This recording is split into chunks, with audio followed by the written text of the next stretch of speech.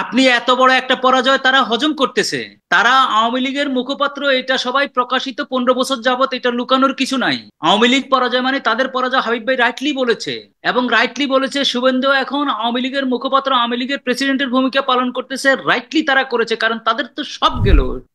জনাব ব্যারিস্টার ওমর ফারুক, আপনি কি আসলে আওয়ামী লীগ সবকিছু মিলে তো আওয়ামী লীগকে কোনোভাবে ফিরিয়ে আনা, বাংলাদেশের রাজনীতিতে আবারও পুনর্বাসন করা, অথবা শেখ হাসিনাকে আবারও ফিরিয়ে আনার এমন প্রচেষ্টারই একটা অংশ হিসেবে চেষ্টা করছে, অথবা ভারত হয়তো আগের মতো সুযোগ সুবিধা পেতেই আসলে তাদের এসব ধরনের প্রচেষ্টা করে যাচ্ছে বর্তমান সরকারের সাথে, বাংলাদেশের সাথে সেই সুযোগ বা সেই আহ, আগের মতো অবস্থা কি ফিরে পাবে ভারত, অথবা আওয়ামী লীগেরও কি ফিরে আসা ভারতের প্রচেষ্টা সম্ভব হবে বলে মনে করেন জনাব ব্যারিস্টার উমর ফারুক, প্লিজ? হ্যাঁ, ধন্যবাদ। এটা তো পরিষ্কার, অর্থাৎ ইন্ডিয়ান সরকার, not whole of the Indian সরকার, তো আর ইন্ডিয়ান না। ডেমোক্রেসি তো মেজরিটি শাসন। It could be 20%, it could be 30%, even it could be 15%। Mandate নিয়েও পুরা 100%কে শাসন করা যায়। তো যেখানে বিজেপি যারা শাসক ছিলেন বা কংগ্রেস, তারা আওয়ামী লীগকে ন্যাক্কারজনকভাবে সাপোর্ট করেছেন, আওয়ামী লীগকে, রাষ্ট্রের সাথে না, আমাদের সাথে না। এবং সাপোর্ট করার তাদের যথেষ্ট কারণও ছিল। আমিও যদি ইন্ডিয়ান হইতাম, বিজেপির যদি মোদি হইতাম, আমিও এই কাজটি করতাম। কারণ আমি বাংলাদেশ থেকে যা নিয়েছি, যা খুশি তা করেছি। ইভেন আমি পররাষ্ট্রনীতি কি হবে আমি বাংলাদেশকে বলে দিয়েছি, আমার মুদ্রানীতি কি হবে আমি বলে দিয়েছি, আমার প্রতিরক্ষা সরঞ্জাম কার থেকে কিনবো আমি বলে দিয়েছি, আমার ন্যাশনাল আইডি কার্ড কে প্রিন্ট করবে সেটা বলে দিয়েছি। আমার ড্রাইভিং লাইসেন্স এখন ইন্ডিয়ার থেকে আসে, ওই কার্ডটা এখন আমরা পাচ্ছি না, এই কারণে ওইটা বন্ধ হয়ে গেছে। তো এত কিছু, অর্থাৎ একটা দেশের আপনি ভূখণ্ডের আপনি শুধু কাগজে কলমে মালিক না, কার্যত মালিক। সেই জিনিসটা আপনার হাতছাড়া হয়েছে। এটা কে না এটা প্রতিরোধ করবে? কে না এটা চাইবে যে আবার রিইনস্টেট করো?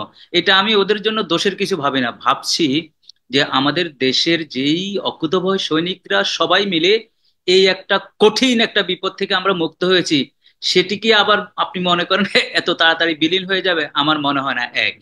আমি ওই আলোচনার পাশাপাশি ওই আলোচনায় আর যেতে চাচ্ছি না, কারণ ওরা বাই দিস টাইম কতগুলাতে আসছে জানেন? ইন্ডিয়া, তারা প্রথম নানাবিধ রূপে, তাদের দিয়া বাংলাদেশে নানাবিধ রূপে আবির্ভূত হয়ে সব পরাজিত হয়েছে। লাস্ট দিয়া তারা যে একটা প্রেসার দেওয়ার চেষ্টা করেছে, আপনি কি মনে করেন শুধু বাংলাদেশের মিডিয়া কন্ডেম করার কারণে তারা ব্যাকফুট হয়েছে? তা না, অনলি তা না। কলকাতা, ইন্ডিয়া, দিল্লি, তাদের অনেক মিডিয়া তাদের বিরুদ্ধে এমন ভাবে লিখেছে যে তোমরা কি করতেছো, তোমরা তো একদমই রাতকে আর দিন বানাতে পারবে না। এবং এই মিডিয়াগুলো, আমি দ্য প্রিন্টে আমার একটা ইন্টারভিউ নিয়েছে। মমতা ব্যানার্জি অলরেডি হুমকি দিয়েছে যে আমি যেভাবে। আমি হুম। দ্য প্রিন্টে যখন আমাকে ফোন করে আমি কোর্টে, তখন আমি ভয় পেলাম, আমি দিব কি দেব না। পরে আমি আমি বললাম যে আপনি যদি আমার কথা সম্পূর্ণভাবে লিখেন, আমার এই রেকর্ড আমার কাছেও থাকবে, তাহলে আমি দেব।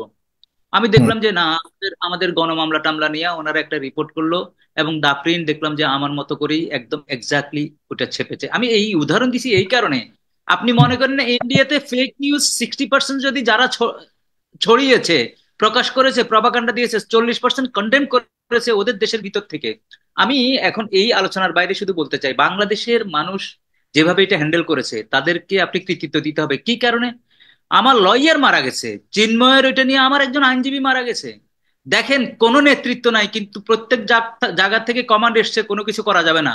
আপনি থিঙ্ক করেন, একটা বিচ্ছিন্ন ঘটনা ঘটেনি, আইনজীবী সমাজের ভিতরেও ঘটেনি। ওরা ওকে একটা পলিটিক্যাল পার্টি তার কর্মী দাবি করছে, সেখান থেকে কিছু হয়নি। অর্থাৎ কমান্ডটা কি? আপনার ওই যে বলছে বিনা ব্যানারে সবাই জমায়েত হয়েছে, বিনা কমান্ডে একটা কমান্ড নিয়ে এটা যেভাবে মোকাবেলা করেছে, সারা পৃথিবীতে এটা আদৃত হয়েছে, সমাদৃত হয়েছে, সেখানে তারা পরাজিত হয়েছে।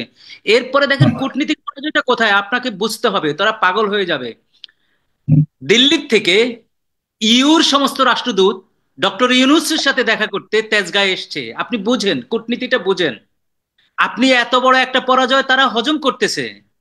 তারা আওয়ামী লীগের মুখপাত্র, এটা সবাই প্রকাশিত, 15 বছর যাবত এটা লুকানোর কিছু নাই। আওয়ামী লীগ পরাজয় মানে তাদের পরাজয়, হাবিব ভাই রাইটলি বলেছে। এবং রাইটলি বলেছে শুভেন্দু এখন আওয়ামী লীগের মুখপাত্র, আওয়ামী লীগের প্রেসিডেন্টের ভূমিকা পালন করতেছে। রাইটলি তারা করেছে, কারণ তাদের তো সব গেল। আপনি এত বড় একটা সুযোগ যদি চলে যায় তো কে না করবে? এখন আমি আমার সফলতার কথা এই কারণে বলছি, আমরা আমাদের ইউনিটির উদাহরণটা দিচ্ছি, আমরা যে ইউনাইটেড, হুম। এক উদাহরণ দিলাম যে কোনো ব্যানার ছাড়া আমরা একটা বিপ্লব ঘটিয়েছি, সবাই নেতা, আপনি সমন্বয়ক সব ধরে ফেলছে, কোথাও বক্তৃতা দেওয়ার কথা বলার কেউ নাই, কোথার থেকে ফেসবুকে ছোট্ট একটা নোট আসছে, নো চলবে, তারপরে সার্জিস ওখানে ডিবি অফিসে কি হাত একটারে এইভাবে কি একটা করছে, এটা নাকি বিপ্লবের চিহ্ন। মানে কিভাবে যে কি একটা চিহ্ন সিগন্যাল দিয়ে আমরা করে ফেললাম। এরপরে চিন্ময়ের ঘটনায় আমরা ইনফ্যাক্ট সবাই যেভাবে ঐক্যবদ্ধ হয়েছি, ডক্টর ইউনূসের ডাকে যেভাবে সবাই গিয়েছি, this is called unity, this is called patriotism, patriotic zeal. তো আই এম ভেরি হোপফুল যে যেটা এখন হচ্ছে এটা আস্তে আস্তে ম্রিয়মাণ হয়ে যাচ্ছে, আস্তে আস্তে শুভেন্দু ব্র্যাকেট বন্দি হয়ে যাচ্ছে, মমতা ব্র্যাকেট বন্দি, মমতার কিন্তু শাট আপ হয়ে গেছে, দেখেন মমতা এত প্রেসার পড়েছে এই কথা বলার পরে, মমতাও শাট আপ হয়ে গেছে, শুভেন্দুও শাট আপ হয়ে যাবে, আমরা ইনশাল্লাহ এগিয়ে যাব। আর পাশাপাশি আমি এটা বলতে চাই, আমি বলেছি অন্য একটা টেলিভিশনে, যে আমাদের কূটনীতিক মিশন গুলা পৃথিবীর যত দেশে আছে, আমি অনুরোধ করি ভাই, তুমি ওই দেশের বিশ্ববিদ্যালয়ের শিক্ষক যারা আছে আমার দেশের, ওই দেশে যারা বড় ব্যবসায়ী আছে, ওই দেশে যারা বড় কর্মকর্তা আছে, তাদেরকে একটা জমায়েত করো, তাদেরকে নোটিশ করো, সম্মান দাও, তাদের মাধ্যমে লেখালেখি করো, গার্ডিয়ানে লেখো, টাইমসে লেখো, পোস্টে লেখো, তাদের বিদেশে যারা আছে তাদের ফেসবুকের ওয়ালে লেখো। পটেনশিয়াল যে মিডিয়া গুলো আছে, এই যে সাগর ভাই আপনাদের মতো আরো অনেকগুলো আছে, তারা পটেনশিয়াল, অনেক পটেনশিয়াল ব্যক্তি আছে, তাদেরকে কাজে লাগাও, হোয়াই নট। তাদেরকে কল করা হচ্ছে না, একটু সম্মান দেওয়া হচ্ছে না, কি হয়? ডক্টর ইউনূস সাহেব আমি জানি অনেক ব্যস্ত, শত ব্যস্ত ফাইন্যান্সিয়াল সেক্টর নিয়ে, উনি যদি 10টা বিশ্ববিদ্যালয়ের বাংলাদেশের প্রফেসর 10জনকে যদি ফোন করে বলে যে ভাই তোমরা 10জনে মিলে ইয়েতে লেখো, বিদেশি পত্রিকাগুলোতে লেখো, মিডিয়াতে কথা বলো, বলবে তো। আমার কথা হলো পররাষ্ট্র মন্ত্রণালয় এগুলোতে কাজ করতে হবে, তারা যে কাজগুলো করছে আমি তাদেরকে অভিনন্দন জানাই, অভিবাদন জানাই আপনার শো এর মাধ্যমে। কারণ যেই কূটনীতিক বিজয় আমরা হয়েছে, ইভেন ইন্ডিয়ার পররাষ্ট্র সচিবের সাথে আমরা কিন্তু চোখে চোখ রেখে কথা বলেছি, যেটা আগে হয়নি। তা আগে হইলে কি হইতো জানেন? মিটিং করার পরে এসে বলতো আমরা শালা সম্বন্ধে কথা বলেছি অথবা স্বামী স্ত্রী কথা বলেছি, এই এই শব্দটা আপনি পেতেন। আর এখন দেখেন কি কথা হয়েছে, এখন কথা হয়েছে যে না তোমার দেশে যেগুলো বলা হচ্ছে এগুলো ঠিক হচ্ছে না, এগুলো বাড়াবাড়ি হচ্ছে, এগুলো আমরা পছন্দ করি না। অর্থাৎ আপনি লেভেলটা দেখেন, সীমান্তে হত্যা হচ্ছে না কিন্তু, আপনি লেভেলটা দেখেন, যেই সীমান্তে তারা তাদের টার্গেট নিশানা ঠিক করতো আমরা আমাদেরকে হত্যা করে। সবচেয়ে মজার ব্যাপার হচ্ছে কিছুদিন আগেও কিন্তু আওয়ামী লীগ ফ্যাসিস্টের আমলে 2জন হিন্দুকে মেরে ফেলছে, একটা মেয়ে একটা ছেলে, আমি নামটা এখন মনে করতে পারতেছি না, আমার ব্রেন আমি রিকালেক্ট করতে পারতেছি না, একটা টু শব্দ হয়নি।